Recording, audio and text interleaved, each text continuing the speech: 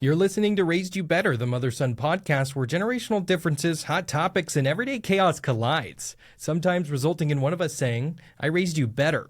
I'm Jesse, and joining me, my mom, Kathleen. We're close, we care, and we mostly agree, except when we don't. Each week, we dig into the issues, cultures, and beliefs and try to understand each other better. This is Real Family. This is Raised You Better. Alrighty, so coming up on today's episode, we're talking about anxiety. We express our thoughts about how we feel about people washing dirty underwear in a Keurig. And yes, we'll answer a question from our hotline. Why don't we start off with the hotline question, Mom? Okay, here we go. I'm 23 and just got my own place, but my parents will randomly show up without telling me. Like they'll just knock and expect to come in. I've hinted to give me a heads up first, but they don't. Am I wrong that this is crossing a boundary here? Okay, let's go over this a little bit more. I'm 23, got my own place. Parents like to drop in here and now, right? Yep. But they're asking for a heads up first. Yeah, like, let me know you're coming by. I mean, he's newly... Yeah. I mean, he's a young man, right? I see how that could potentially get a little sticky. Yeah. But, I mean, I do appreciate having an open door at your house, walking in. I don't think we always alert you when we're coming in. No, you don't. I guess it may be a little different for a 23-year-old man. Well, I mean, that begs to question, right? Is he giving his parents a notice when he's dropping by? I guess, yeah, it goes both ways. Is she bringing groceries? Is there, what's happening? Is there monetary value to her visit? I mean, your company's great, but I got to go somewhere. You know, that word boundary is in here, and I think it's thrown around so much. Well, I think this should be easier for you to understand because this is a physical boundary. I mean, like, where were my boundaries when I needed a mental health break? I think this more than any makes sense. This is a place he pays for. It has four walls, and it acts as a literal boundary. And she is coming in and breaking them down. Yep. So perhaps... maybe there's some non-physical boundaries that she's been breaking, and he's more upset about them, and it's manifesting itself in this situation. You know what I like? I like that this person, I'm assuming it's a guy, I don't know why, but he's actually thinking this, and he's tried to hint, and when you hint, it tells me he doesn't want to hurt their feelings. So right. I kind of like this person because they're really being introspective. But sometimes hints fall on deaf ears. Yeah, most of the time. So unless you can just say outright, like they ring the doorbell, hey, Mom and Dad, wow. Does she have a key? It doesn't say. They just knock, so it doesn't look like they're just letting themselves in. That's when you do the old shut the blind, duck behind the couch. Yes. Well, and I think it's okay to say, Mom and Dad, I love you so much. I appreciate your visits, but I'm a 23-year-old person here, and I could have a guest over. Correct. Or, just this tell reminds them. me when I was living with my older brother, Nick, on Liberty. I sometimes would have people over, and Lawrence, my stepdad, comes to the house every morning to get the dogs. And more than a few times, he didn't walk on anything nefarious, but... it could have potentially be a sticky situation. Yes.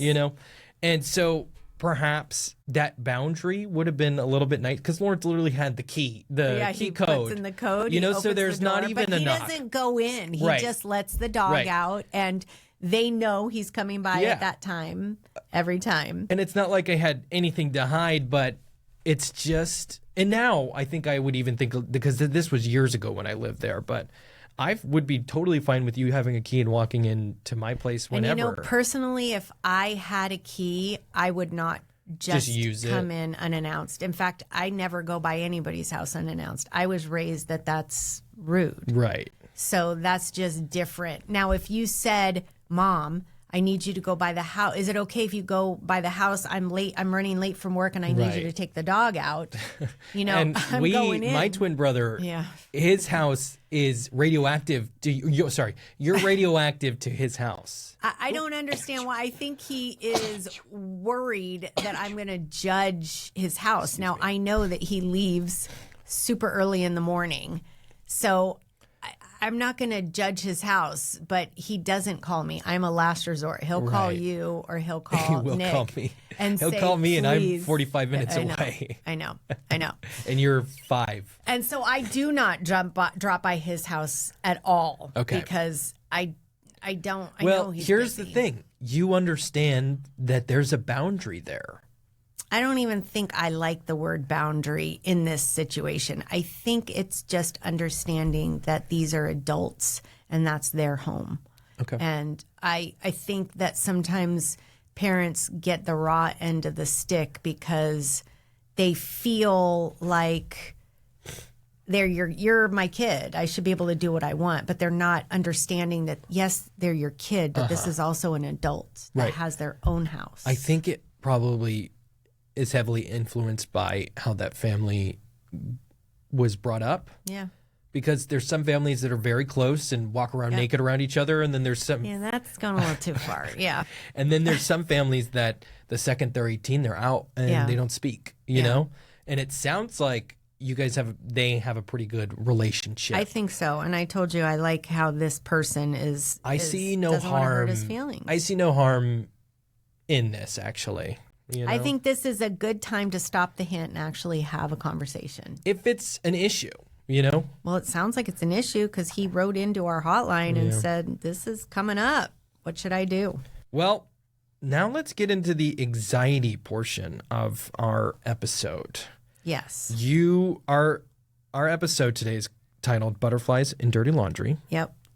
And you wanted to refer to anxiety as butterflies because you had previously mentioned that maybe you guys weren't as self-aware when you were younger, and you can explain that feeling as butterflies. They did not have the word anxiety that I ever heard growing up. Okay. We heard the nervousness that we feel before we do something were butterflies in your stomach. Oh, you've got butterflies.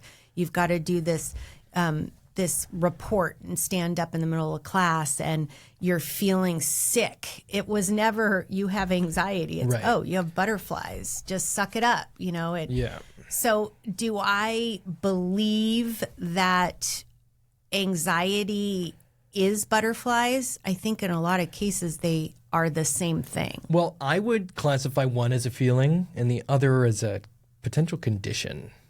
Well, I think we were feeling the condition back then too. It just wasn't given. Can a I tell you word. something? What? You definitely have anxiety. I think I do, Yeah. but it was not known in that time. I understand. So I actually have some history on this because I was curious. I know that earlier generations may be less willing to accept mental health in its whole heaviness. And so I did some research, and it was only accepted, anxiety, by the mass post-World War II era, 1950s to 1960s. And with science, we know that it usually takes 20 years for things to catch up to the zeitgeist. So what you're explaining is actually correct. And it actually was referred as melancholia. Which is its own thing, and they have since around that time separated anxiety, general anxiety disorder, from melancholia. And what brought on anxiety or melancholia to begin with was due to the nuclear threats and social changes that were happening during the World War. Interesting. That was their first innate mass acceptance of, oh my gosh, what is this feeling? Yeah. Because anxiety exists as long as the brain has existed because it's a normal We just feeling. called it different things. Yeah. But only was then accepted by the masses because I think sometimes, especially back then without proof of research, without all these visual cues, like back then it was written in text, it's hard to know what that is just based off of words. So once the mass had felt it, it started becoming accepted. So I thought that was interesting.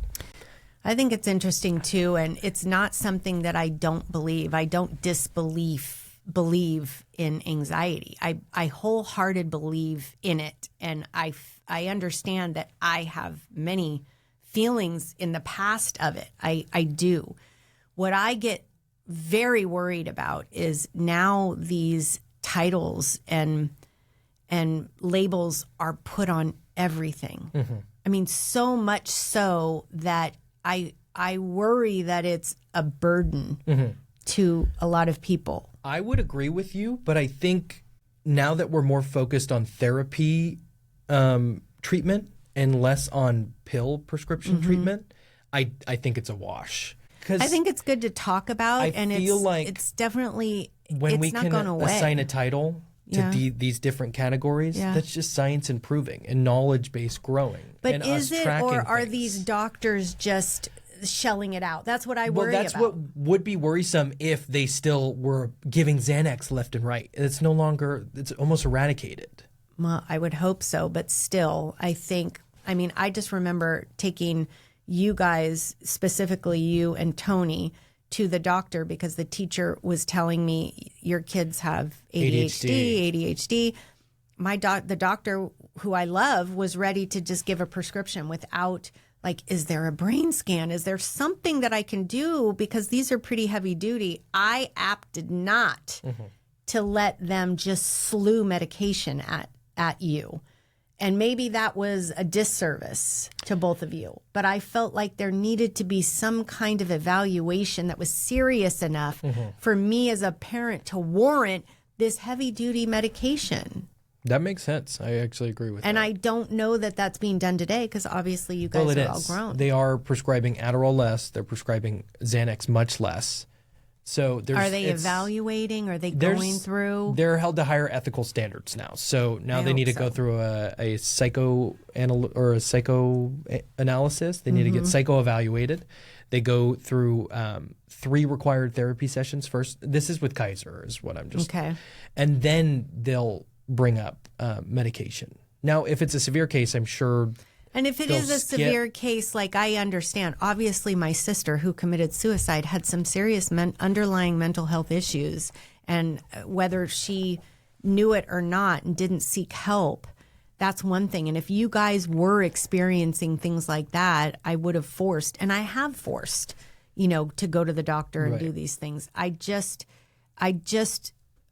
It's important for all sides. You guys, your generation, the generations after you, need to kind of understand the generations that we were raised in. And that doesn't mean we get an excuse. Right. It just means it shouldn't all be about what you guys think. You should sometimes in your mind go, gosh, my mom, like, I know she's but listen OCD. to this. I can see Listen she's to this. OCD. She just never had a diagnosis. I think sometimes what is experienced now is kind of the truest experience.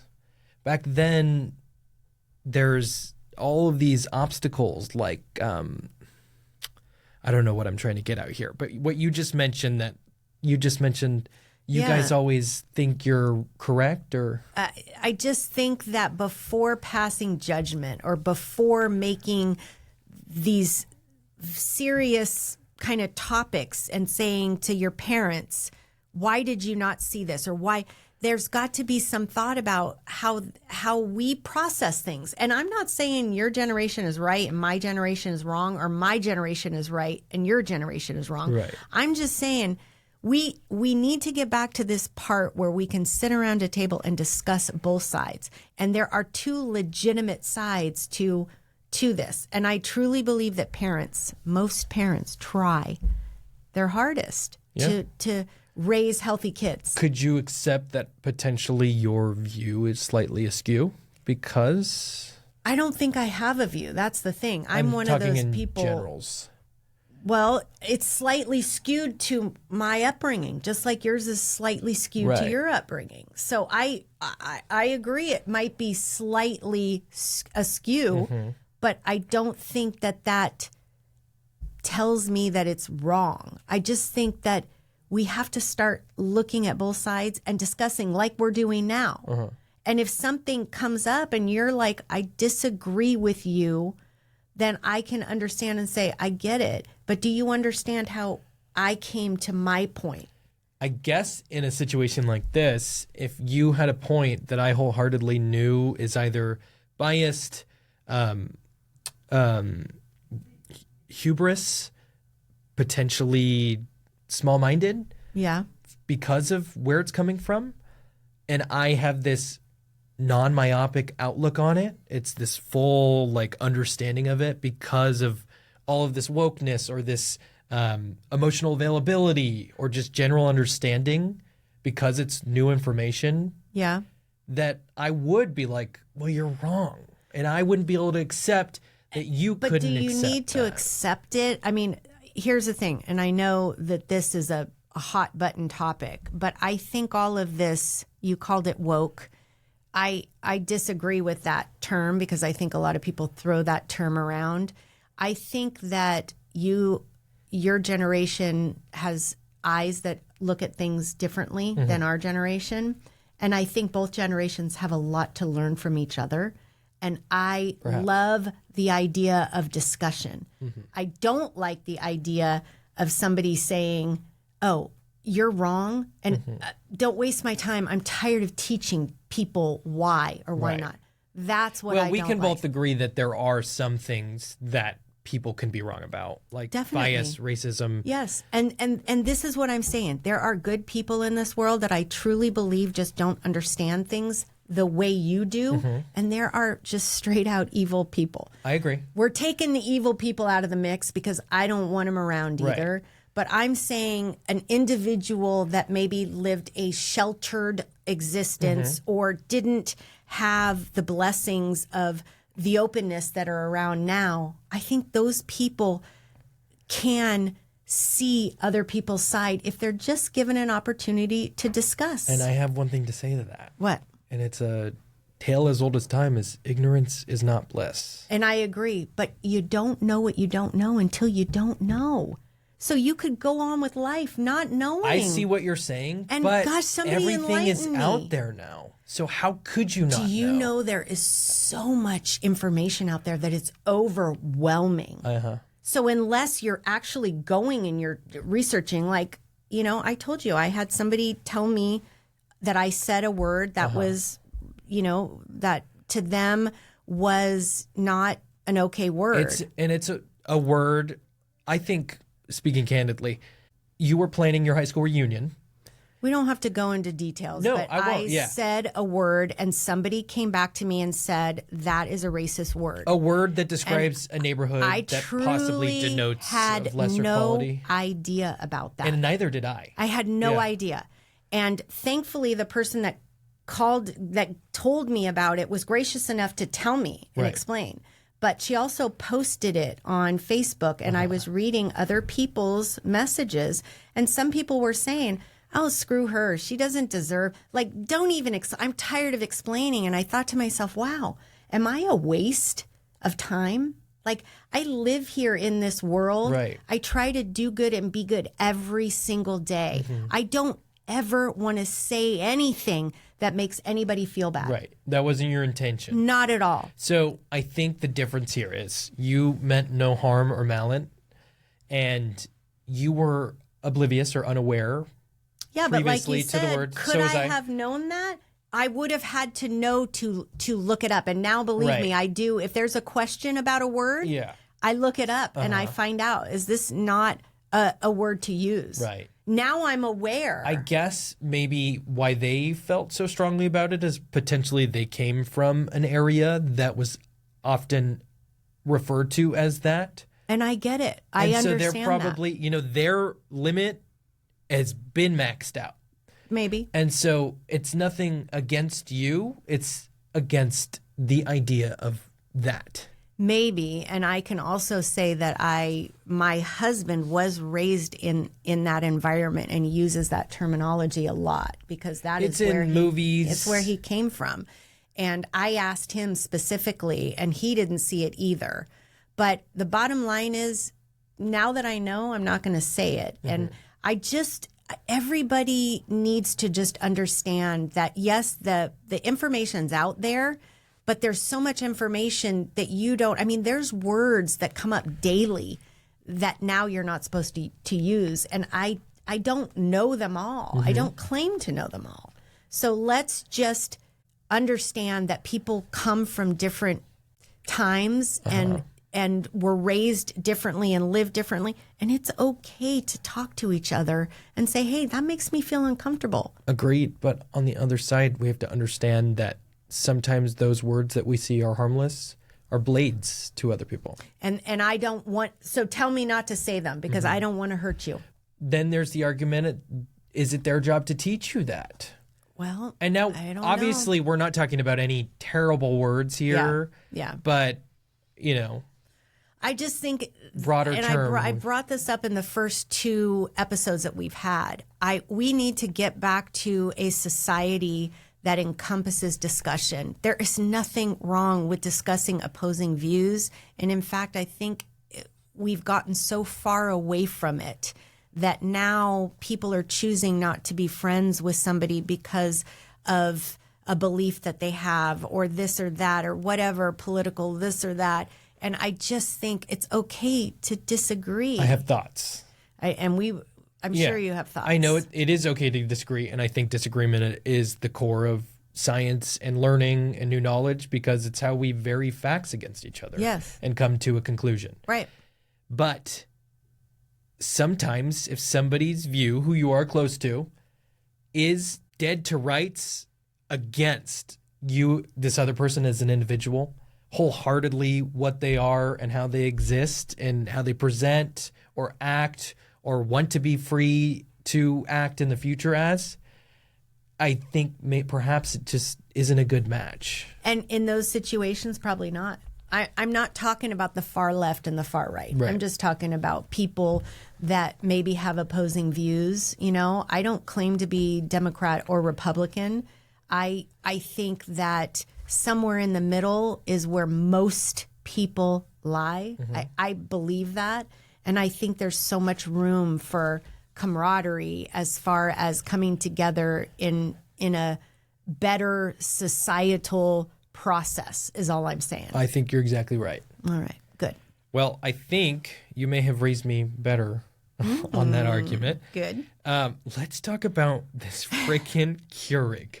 This is disgusting. So, listeners, if you are on TikTok, I'm sure you came across this younger woman who has a traveling job. I forget if she was a flight attendant or it's something along that line. And she chooses to do a quick wash of her dirty panties in the Keurig that lives in a hotel room. Yeah. So what she does is on this video, she opens it up. And can I just say, in her mind, she was doing nothing wrong. That's see, again, I don't know. She was doing nothing wrong, but that's a skill issue. That's that's a characteristic issue. I don't even know. Yeah. It's clear that those things, I mean, just in general, we know hotel rooms aren't the cleanest things. They Right. can't clean everything. Yeah. But let's take that a step further and understand that other people are going to be using this right after you. And I want to know, did she see nothing wrong with this? Or does she think the maids are cleaning that freaking Keurig? Well, she now claims it was a joke and was never. It was all a joke. It was never. You were never supposed to do it. Okay. So I have heard of people using those Keurigs to make like ramen noodles and stuff like that. And that's one thing because it's edible food. And the food doesn't go through that. It's just for the water. It's like the water. Yeah. Although it does change the taste of the Keurig, and now the next person's coffee is like not tasting as good, right? Because it's plastic. So it's like absorbing. Maybe. Which makes it even grosser, right? That this girl decides to do that.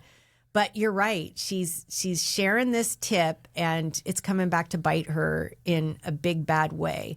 But I think I've told you before, we've been by pools in resorts and people have actually gotten out like a pumice stone foot pumice stone and started sawing at their foot right there where the pool is. So as distasteful as this is, it doesn't really surprise me. This is why I never use the cups in the hotel room unless I wash them again, because I don't think that I've heard that the housekeeping just wipe them away with Windex or something. So whether it's Windex or somebody else's spit, I'm going to wash it. Right. So, and I don't even wear my bare, I wear flip flops in hotels. I can't in my room. You do. But I am a little OCD. Yeah. I just don't see how she Can we talk she about has this? over 1 million followers or some crazy number of followers. She definitely does or had done this, and Or seen it somewhere else. when she recanted her efforts, Yes. it was clearly a cover up, right? You would think so. I mean, There's- that's pretty nasty, though. No, I mean, Pretty nasty. But, It's gross. but what are those people? I mean, everybody should be wide eyed now. When you go into a hotel room, now I hope you don't use I'm the not coffee sure machine. if we fully covered exactly what she did, though, in case you haven't seen it. So she goes in her hotel room. She has her dirty underwear. She opens the single serve Keurig, and instead of placing a coffee pod in, she places her underwear, shuts it, hits on, and runs a brew process cleansing, or which I don't even know. Well, because it's hot water going through the dirty crotch It's of hot her water. panties. But Yes. it's disgusting. Anyhow. Yes. And then she continues to blow dry them with the hair blower, which I don't see anything wrong with. That's fine. And gets on the internet and Shares tells it with her 1 million followers. it's Yeah. beyond me. Yeah. But I guess that's just how people are raised, right?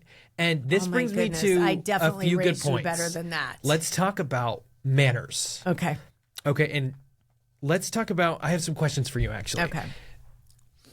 I don't think I've seen a personal invitation to anything but a wedding in so long. I get these things called partyfuls, and it's Yeah. sent to your email. Yeah. I love it. It's easy. Yeah. You can see who's going. They can update times. You can upload pictures into the group chat so everybody can download them. Okay. It's great. All right. Now, let's say I get a partyful invitation to a baby shower, Okay. and I go.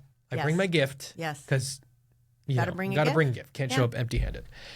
And then I leave. Yeah. Oh, let's say we all get a gift and whatnot. Right. What happens after that? Well, Is that person, the person who hosted, are they then sending handwritten? supposed to be. But yes. their partyful was, how about a thank you partyful, like a digital post? I mean, in my day, that was unheard of. Right. When somebody's giving you a gift, you write a thank you card. Mm-hmm. Now, I get a lot of that has gone now when you have a dinner party and somebody, gave you a hostess gift, a bottle of wine. Right. You don't need to go write a thank you card. But like on a baby shower or an engagement party or a wedding or something like that, where you have invited a guest and you've registered online and you've given them the QR code and they're buying something, you really should still write a handwritten thank you note for those parties. Absolutely. Okay. You need to. Alrighty. Another question is, I tend to show up early. I'm usually about 15 minutes early anywhere I go, Okay. like to an event. All right. Is that acceptable? No. No? I mean, I guess if it's a job interview, bravo, right? Because I they're mean, a like business. parties. I like to get there to know I'm parking. I like to get there to set my things down, Yeah. get a feel for where I'm at, and then potentially offer some help, last minute help. So if it's And a I will close say, friend, I'm very yeah. close with these people that I'm doing these things If to. it's a close friend, and they know, like maybe do you want me to come a little early and help? That's one Mm-hmm. thing. But if it's a party and you're showing up 15 minutes early, guaranteed I'm in the bathroom finishing my hair because I've just spent the last 3 hours Getting doing ready. things. So you're better to I like the getting there early and parking, but maybe stay in your car Okay. until it's time to go in. All right. Unless you've asked them, do you want me to come a little bit Okay, early? fair enough. Well, I think that might be it for the end of episode 4. Love what do you it. think? I think it's good. All right, guys. We will see you next time on Raised You Better. Bye-bye.